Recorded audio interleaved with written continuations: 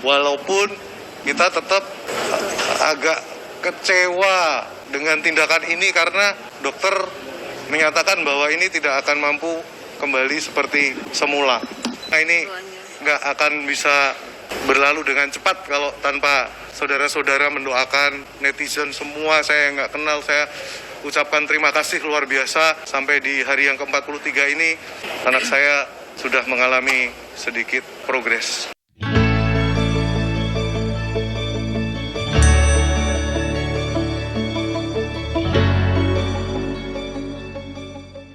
Hari ini, Senin, tanggal 3 April tahun 2023, setelah hadir di dalam persidangan pertama, anak pelaku AG, Jonathan Latumahina menyampaikan, kondisi anaknya David Ozora Latumahina, setelah menjalani perawatan selama 43 hari di Rumah Sakit Mayapada. Teman-teman, Assalamualaikum. Saya akan menjelaskan kondisi David aja, karena kalau terkait persidangan itu nanti ke Melisa aja bisa, karena ini sidang tertutup.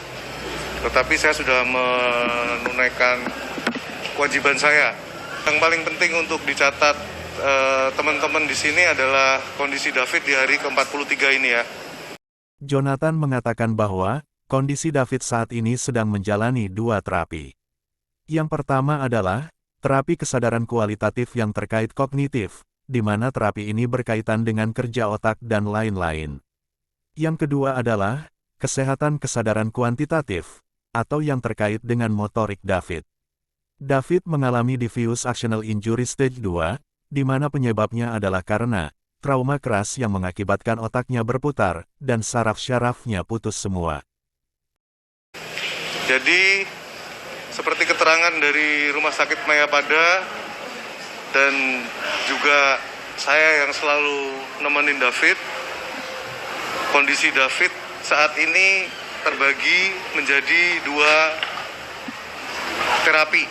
Yang pertama adalah terapi kesadaran kualitatif, di mana hal tersebut adalah yang terkait dengan kognitif, bagaimana otak bekerja dan lain-lain. Kemudian yang kedua adalah kesehatan kesadaran kuantitatif, atau boleh disebut dengan motorik. David ini mengalami diffuse axonal injury stage 2. Penyebabnya adalah trauma keras yang menyebabkan otaknya berputar dan syaraf-syarafnya putus semua. David mengalami koma selama 8 hari di rumah sakit. Secara medis, skala komanya orang sadar itu 15, sedangkan David ketika masuk hanya 3 menurut pihak rumah sakit. Parameter pengukuran berdasarkan Glasgow Coma Scale, David hanya 3 yaitu respon penglihatannya 1, respon pendengarannya 1 dan respon geraknya David 1, jadi David hanya memiliki 3, jadi seperti orang meninggal tapi masih bernapas, kata Jonathan.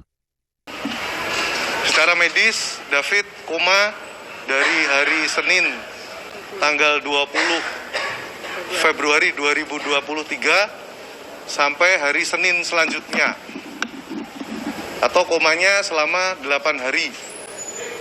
Nah, perlu teman-teman wartawan ketahui juga bahwa untuk menyatakan koma atau tidak, itu rumah sakit punya skala, namanya Glasgow Coma Scale. Orang sadar itu skalanya 15. David ketika masuk itu 3. Artinya apa?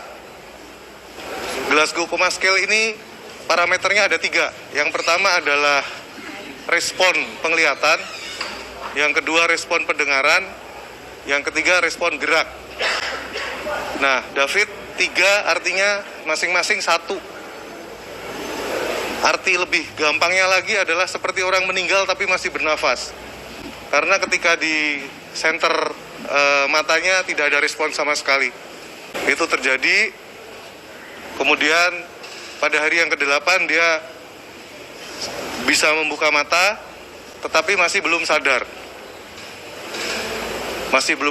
Pihak rumah sakit mengambil langkah dengan membuat lubang di trakea atau tenggorokan untuk bypass agar oksigen masuk ke paru-parunya dan dialirkan ke otak untuk membantu proses penyembuhannya. Nah, disinilah tim Dokter Mayapada melakukan banyak sekali tindakan, banyak sekali operasi, termasuk membuat trakestomi, lubang di trakea, di tenggorokan, supaya bypass oksigen masuk ke paru-parunya. Karena diffuse axonal injury ini bisa pulih ketika oksigen bisa nyampe ke otak. Kondisi terakhir, David sudah menjalani banyak terapi dan sudah mengalami banyak kemajuan. Akan tetapi, Jonathan bersama keluarga masih merasa kecewa dengan tindakan penganiayaan ini, karena menurut dokter, David tidak akan kembali normal seperti semula. Berdasarkan asesmen, dokter menyampaikan bahwa butuh 6 bulan sampai 1 tahun untuk pemulihannya. Jadi, David belum bisa sekolah lagi, gak tahu sampai kapan batas waktunya. Nah, kondisi terakhir sampai saat ini sudah mengalami banyak terapi, sudah mengalami kemajuan, tetapi yang kuantitatif. Artinya dia bisa boker, dia bisa pipis secara otomatis seperti kita kalau kebelet. Dia bisa menelan, minum, dan lain-lain, tetapi kesadaran kualitatifnya belum. Jadi sekarang kalau saya sering posting di medsos itu menunjukkan hal-hal yang dia respon di awal, senyum, menangis, itu adalah harapan-harapan kesadaran kualitatifnya pulih. Walaupun kita tetap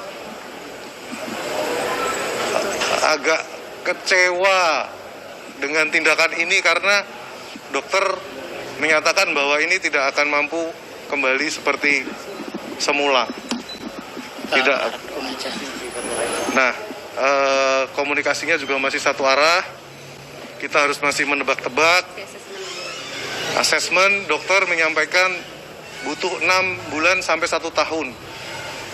Jadi memang benar dia nggak akan bisa sekolah lagi untuk sampai batas waktu yang kita belum tahu. Kemudian juga terapi-terapi yang dilakukan saat ini sangat ketat sehingga David masih tetap di ICU. Karena kemarin Jumat dia sempat panas sampai 38,4. Nah, hal ini akan terus terjadi untuk pasien yang terkena diffuse axonal injury. Di akhir pernyataannya, Jonathan mengucapkan terima kasih atas doa-doa netizen, maupun orang-orang yang dia gak kenal, dan dia pun memohon agar mereka selalu memberikan dukungan doa demi kesembuhan David anaknya.